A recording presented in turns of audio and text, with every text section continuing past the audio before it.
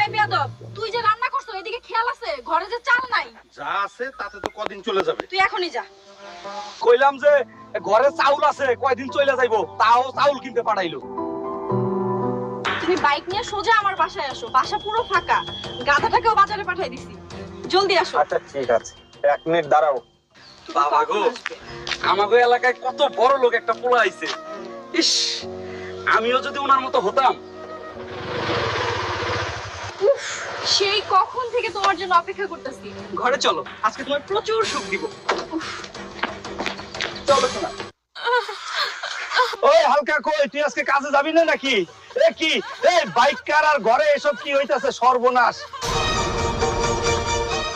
হালকা, তুই এখানে জলদি বাসায় যা। তোর বউ ঘরের ভিতর কার সাথে জানি আকাম করতেছে। নাউজুবিল্লাহ।